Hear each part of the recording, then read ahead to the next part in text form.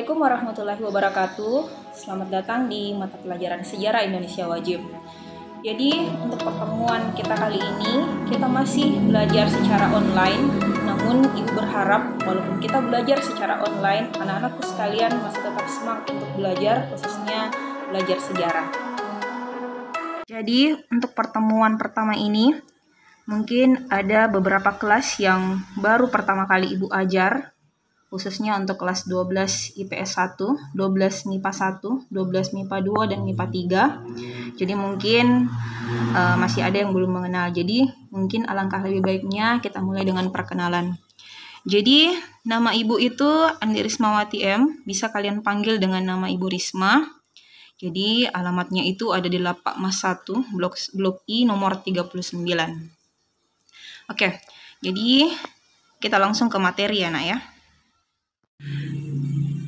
KD pertama dalam mata pelajaran sejarah Indonesia itu adalah menganalisis upaya bangsa Indonesia dalam menghadapi ancaman disintegrasi bangsa, antara lain ada pemberontakan PKI Madiun tahun 1948, ada DITII, ada APRA, Andi Asis, RMS, PRRI Permesta, dan G30S PKI. Jadi peristiwa-peristiwa tersebut merupakan peristiwa disintegrasi. Nanti kita akan pelajari selama beberapa minggu ke depan. Adapun judul materi pada hari ini yaitu upaya bangsa Indonesia dalam menghadapi ancaman disintegrasi bangsa. Jadi ya, bangsa yang dimaksud di sini tentu saja bangsa kita yaitu Indonesia. Nah, sebelum kita masuk pada materi, mungkin anak-anakku sekalian harus memahami dulu apa sebenarnya pengertian dari integrasi.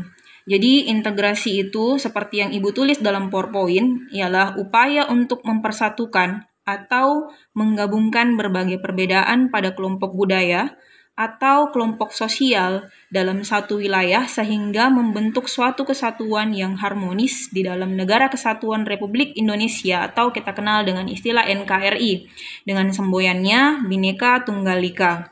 Nah, mungkin anak-anakku sekalian masih ada yang masih bingung apa sebenarnya integrasi itu, jadi mungkin lebih baik kita langsung ke contoh ya. Jadi intinya nak, integrasi itu adalah upaya untuk mempersatukan perbedaan-perbedaan yang ada. Seperti yang kita tahu, negara kita itu adalah negara yang heterogen. Heterogen artinya berbeda-beda ya. Nah, apa yang berbeda-beda di negara kita? Saya rasa kalian tahu, ada banyak sekali perbedaan. Seperti yang ada pada gambar yang Ibu tampilkan dalam PowerPoint, di sini ada perbedaan suku. Jadi Indonesia adalah salah satu negara yang memiliki beragam, bahkan beratus-ratus suku. Namun itu tidak menjadi kendala bagi kita untuk bersatu di bawah naungan NKRI. Nah, keinginan untuk bersatu tersebut itulah yang disebut dengan istilah integrasi, ya. Contoh integrasi bangsa. Nah, kita melangkah pada contoh yang lebih sempit lagi. Nah, ini contoh integrasi dalam lingkungan madrasah. Nah, di dalam madrasah atau di dalam sekolah, kita tuh terdiri dari berbagai macam perbedaan-perbedaan. Ada mungkin perbedaan suku, ya, ada yang berbeda sifatnya, ada yang mungkin berbeda secara fisik, berbeda secara finansial, tapi itu tidak menjadikan halangan untuk kita untuk bersatu, belajar bersama di dalam madrasah madrasah tercinta ini, yaitu Mansatu Sinjai. Itu juga merupakan salah satu contoh integrasi di lingkungan sekolah atau lingkungan madrasah.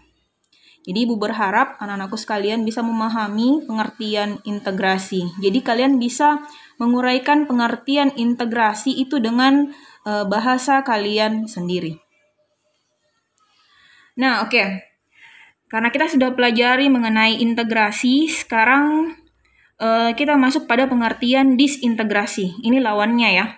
Jadi disintegrasi sendiri seperti yang Ibu tulis dalam PowerPoint, ini artinya tidak ada keserasian pada bagian dari suatu kesatuan atau tidak ada keinginan untuk bersatu karena mungkin berbagai macam alasan perbedaan. Perbedaannya itu macam-macam penyebabnya. Nah, supaya kalian bisa langsung paham, kita masuk ke contoh. Nah, contoh disintegrasi di negara kita yang sampai sekarang itu masih terjadi. Ini contohnya adalah tentara OPM yang menginginkan agar Papua itu merdeka dan lepas dari negara NKRI, Negara Kesatuan Republik Indonesia. Nah, mungkin anak-anakku sekalian sudah ada yang tahu ya, kalau memang Papua sampai sekarang sebagian tidak semua ya, itu menginginkan agar mereka lepas dari negara kita yang tercinta ini. Nah, contoh lain itu adalah disintegrasi di lingkungan sekolah. Saya tidak angkat madrasah karena saya yakin kalau madrasah kita adalah madrasah yang cinta damai, yang saya yakin kita semua ingin bersatu, ingin berintegrasi. Nah, ini saya ambil contoh lain. Jadi ini adalah gambar tawuran pelajar-pelajar yang terjadi di sebuah sekolah. Nah, penyebab tawuran mereka itu mungkin bermacam-macam. Mungkin anak-anakku sekalian bisa cari tahu penyebabnya apa, macam-macam ya. Intinya adalah kenakalan remaja yang mengakibatkan terjadi disintegrasi di lingkungan sekolah. Oke. Namun inti dari yang akan kita pelajari dalam materi disintegrasi, karena kita belajar sejarah, otomatis kita akan mempelajari disintegrasi yang pernah terjadi di negara kita. Nah, adapun kita akan fokus kepada 7 materi. Jadi materi yang pertama itu adalah kita akan bahas mengenai pemberontakan PKI di Madiun tahun 1948.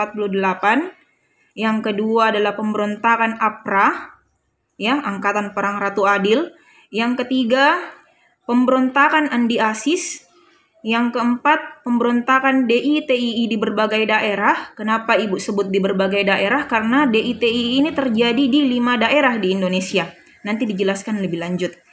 Yang kelima, pemberontakan Rakyat Maluku Selatan atau yang dikenal dengan RMS. Yang keenam, pemberontakan PRRI Permesta. Dan yang terakhir, saya yakin kalian semua tahu peristiwa yang ketujuh ini, yaitu peristiwa G30S PKI. Ya, itu inti materi yang akan kita pelajari nanti, Nak. Penjelasannya nanti pada pertemuan berikutnya. Nah, sekian dan terima kasih untuk hari ini. Jadi anak-anakku sekalian yang mau bertanya, boleh lanjut di grup ataupun boleh di Wapri Ibu. Ya, tapi alangkah lebih bagusnya kita berdiskusi di grup. Jadi mungkin ada teman-teman kalian yang bisa menanggapi pertanyaan kalian atau mungkin menambahkan jawaban yang akan Ibu berikan kalau ada pertanyaan. Demikian, Assalamualaikum warahmatullahi wabarakatuh.